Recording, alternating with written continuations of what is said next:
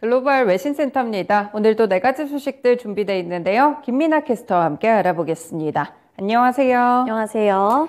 네, 첫 번째 소식은 지난주에 이제 미국의 블랙 프라이데이가 이제 시작이 됐는데 아무래도 쇼핑 시즌이다 보니까 소비를 자극할 만한 요소들이 많았던 것 같습니다. 어떤 이런 소비 형태를 보였나요? 네, 상당히 긍정적으로 평가를 하고 있습니다. CNBC 보도 내용이고요. Black Friday online sales to hit new record expected to top $9 billion. 네, 블랙 프라이데이의 성적이 어땠는지 기사 내용 통해서 살펴보겠습니다. 미국 블랙 프라이데이 온라인 매출이 역대 최대치를 기록했습니다. 블랙 프라이데이였던 25일 미국의 온라인 매출은 1년 전보다 2.3% 증가한 91억 2천만 달러, 하나로 약 12조 2천억 원을 기록했다고 밝혔는데요. 관련 매출이 90억 달러를 넘긴 것은 이번이 처음입니다. 특히 전자기기 온라인 매출액이 10월의 하루 평균 매출 대비 221%나 급증한 것으로 집계가 됐는데요. 이 밖에 장난감이 285%, 그리고 운동장비 같은 경우에도 218% 늘어나면서 높은 증가세를 보였습니다. 오프라인의 매장 소비도 지난해보다 대폭 늘어나는 수치를 기록했는데요. 오프라인 매장 같은 경우에는 이 블랙 프라이데이 방문 고객이 지난해보다 2.9% 증가했습니다. 40년 만에 맞은 최악의 인플레이션에도 높은 할인율이 이렇게 소비를 이끌었다는 분석이 나오고 있는데요. 당초 올해 블랙 프라이데이 같은 경우에는 고물가 흐름이 이어지게 되면서 소비자들의 실질 구매력이 약해지고 주요 기업의 이 할인 행사를 일찍 시작하게 되면서 판매가 분산되며 매출이 악화될 것이라는 전망이 더 우세했습니다. 하지만 할인율이 높아지게 되면서 이렇게 역대 최고치의 기록을 하게 됐고요. 평균 할인율은 약 30%로 지난해 할인율이었던 28%를 넘어선 것으로 조사가 됐습니다. 또 스마트폰을 이용한 편리함도 한몫을 했다는 분석이 나오고 있습니다. 추수감사절과 블랙 프라이데이 기간 동안에 이 모바일 쇼핑 비중은 전체의 절반을 넘어섰는데요. 쇼핑을 하기 편리한 환경이 이어지기도 했고 할인율이 높아지게 되면서 시장의 우려와는 다르게 좋은 성적을 거뒀습니다. 네, 오프라인 매장은 조금 한산했다고 하는데 그래도 온라인 매장에서 상당한 실적들을 견인하고 있는 모습입니다. 사이버 먼데이까지 있으니까 추후적인 결과 살펴보시면 될 것 같아요. 네, 두 번째 소식 넘어가 볼게요. 네, 중국에서는 지금 유일하게 거의 코로나19에 대해서 억제 정책을 좀 시행을 하고 있는데 아무래도 이번에 월드컵을 통해서 또 이런 부분들이 중계가 되고 하다 보니까 중국 내부에서도 반발이 좀 심한 것 같아요. 네, 그렇습니다. BBC 뉴스 보도 내용이고요. China COVID protests continue in major cities across the country.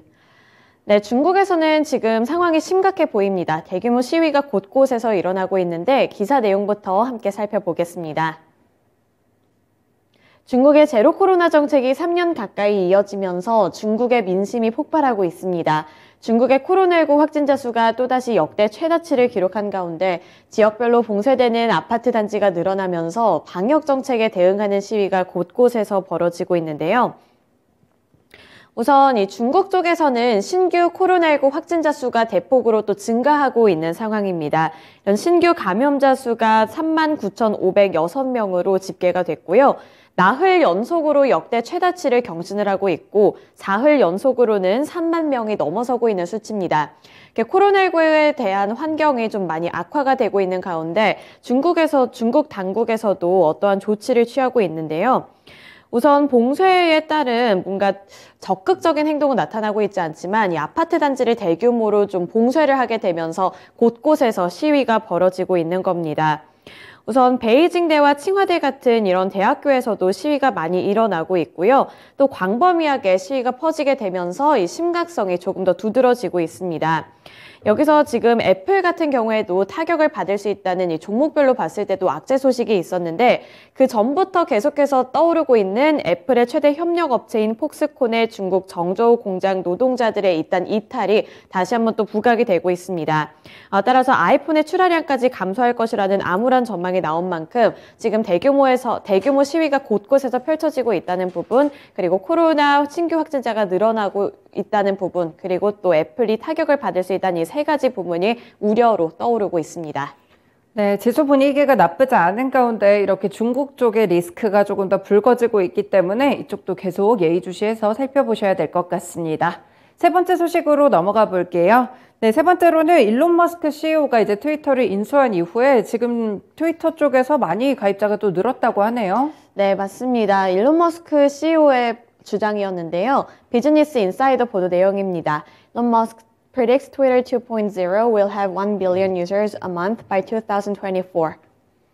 네, 이번에 가입자 수도 늘어났고 그리고 2024년에 대한 전망도 좋게 제시를 했는데요. 어떠한 발언이 있었는지 내용 살펴보겠습니다. 일론 머스크가 트위터 신규 가입자 수가 사상 최고치를 기록했다고 밝혔습니다. 머스크는 자신의 트위터를 통해 트위터 신규 가입자 수가 16일 이후 일주일간 하루 평균 200만 명을 넘어섰다고 밝히며 이는 1년 전과 비교했을 때 68% 증가한 수준이라고 밝혔습니다. 또 뿐만 아니라 최근 일주일간 일평균 사용자 활동 시간을 분석해 봤을 때 80억 분으로 사상 최고치를 기록했다고 덧붙였는데요.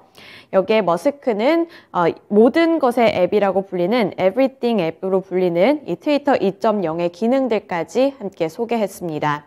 이 트위터 2.0은 암호화된 다이렉트 메시지 및 장문 트윗 그리고 지불 등의 기능을 갖출 것이라고 설명을 했는데요. 이와 함께 최소 1년 후에는 트위터의 월 사용자가 10억 명을 넘어설 것이라는 긍정적인 전망도 내놨습니다. 머스크는 최근에 이 애플과 구글 등 앱스토어에서 트위터가 퇴출될 수 있다는 우려가 제기되자 만약 다른 선택지가 없다면 대안 스마트폰을 만들겠다는 발언까지 내놨는데요.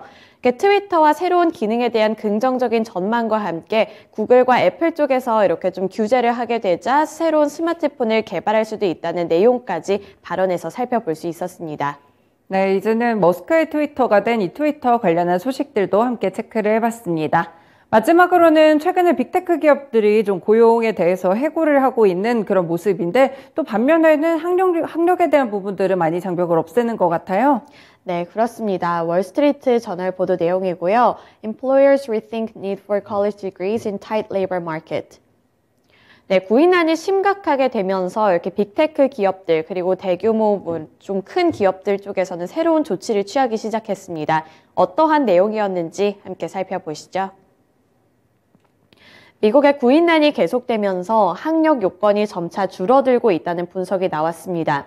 구글과 델타항공 그리고 IBM과 같은 기업들이 특정 직군 채용에서는 학력 기준을 낮추며 대학 졸업장보다는 기술과 경험에 더 초점을 맞추고 있다고 전했는데요.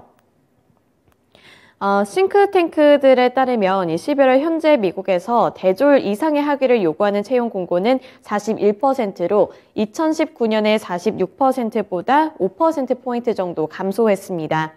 IBM은 미국 내 일자리의 과반을 4년제 대학 졸업장 없이도 지원을 할 수 있게 만들었고요. 또 델타항공 같은 경우에도 올해 초부터 조종사 신규 채용 때 4년제 대학 졸업증을 요구하지 않고 있다고 밝혔습니다.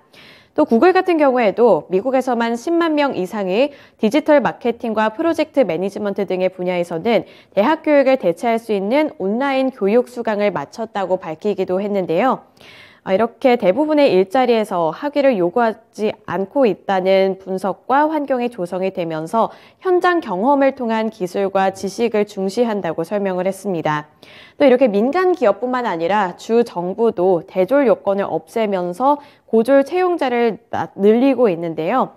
이렇게 점차 낮아지고 있는 학력 장벽은 경직된 미국의 노동시장 상황과 맞물리면서 확산이 되고 있다는 평가입니다. 네, 이렇게 빅테크 쪽에서의 고용 관련 소식들까지 함께 알아봤습니다. 네 가지 소식들 김민아 캐스터와 함께 봤습니다. 고맙습니다. 지금까지 글로벌 외신센터였습니다.